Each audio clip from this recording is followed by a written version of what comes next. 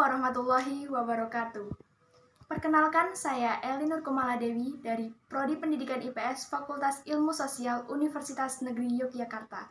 Di sini saya akan menjelaskan mengenai peran pemuda di era milenial yang mencerminkan semangat juang pemuda di era pergerakan kemerdekaan.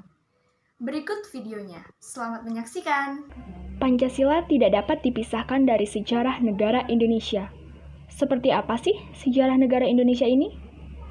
Sejarah Indonesia sejak zaman sebelum kolonialisme menunjukkan kejayaan di berbagai bidang kehidupan. Masuknya agama-agama besar di Nusantara menandai dimulai kehidupan beragama pada masyarakat. Agama merupakan sistem atau prinsip kepercayaan kepada Tuhan atau dewa atau yang lain dengan ajaran kebaktian dan kewajiban-kewajiban yang bertalian dengan kepercayaan tersebut. Sebelum negara Indonesia terbentuk, pada 17 Agustus 1945, bentuk pemerintahan adalah kerajaan-kerajaan, baik besar maupun kecil, yang tersebar di Nusantara.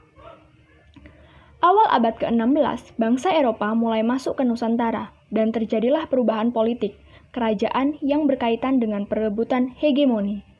Kontak dengan bangsa Eropa telah membawa perubahan-perubahan dalam pandangan masyarakat, yaitu dengan masuknya paham-paham baru seperti liberalisme, demokrasi, dan nasionalisme.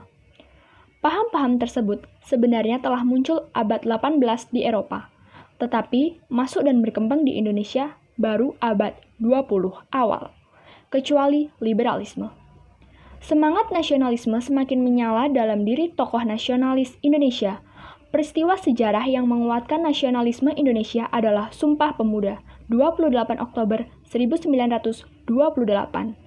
Sumpah Pemuda merupakan kebulatan tekad para pemuda yang mewakili masing-masing daerah pada Kongres Pemuda II di Jakarta untuk menyatakan diri sebagai satu tanah air, satu bangsa, dan satu bahasa.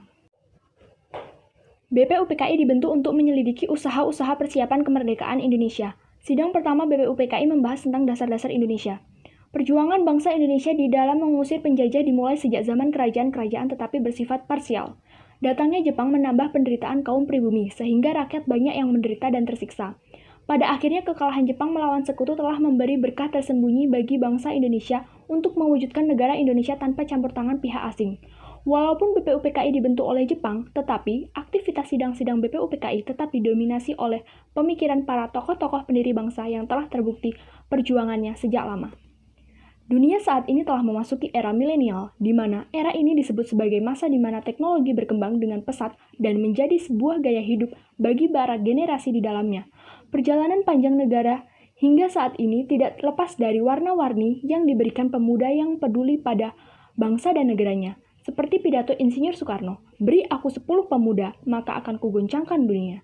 Menyiratkan pesan yang sangat mendalam bahwa pemuda bisa membuat perubahan. Lalu, apa yang harus kita lakukan di era milenial ini agar mencerminkan semangat juang pemuda di era pergerakan kemerdekaan? Perbedaan yang menjadi ciri khas pemuda era milenial dengan pemuda sebelumnya adalah perkembangan teknologi sekarang ini yang telah menjadikan para pemuda milenial masuk dalam dunia digital. Inilah salah satu letak perubahan tantangan generasi muda. Sikap pantang menyerah dan rela berkorban untuk mencapai kemerdekaan menjadi inspirasi dan contoh bagi semua bangsa Indonesia dan khususnya pemuda generasi milenial saat ini. Selain sikap pantang menyerah dan rela berkorban, pemuda di era milenial ini juga harus terus menanamkan sikap yang mencerminkan semangat juang pemuda di era pergerakan kemerdekaan.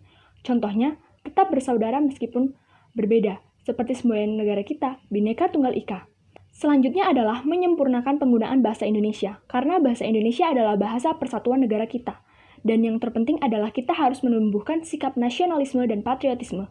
Cinta tanah air adalah kunci agar kita dapat menumbuhkan semangat juang para pemuda milenial. Dan yang terakhir, pemuda di era milenial ini pasti sangat menguasai teknologi saat ini. Hendaklah pemuda Indonesia dapat memanfaatkan teknologi saat ini untuk media membangunkan semangat juang para pemuda milenial lainnya. Saat ini kita tidak harus berperang menggunakan pedang, melainkan kita harus berperang menggunakan akal. Hendaklah kita cermat dalam menggunakan teknologi. Buatlah konten-konten yang positif agar mencerminkan semangat juang pemuda di era pergerakan kemerdekaan. Demikian yang dapat saya sampaikan, lebih dan kurangnya saya mohon maaf. Saya akhiri. Wassalamualaikum warahmatullahi wabarakatuh.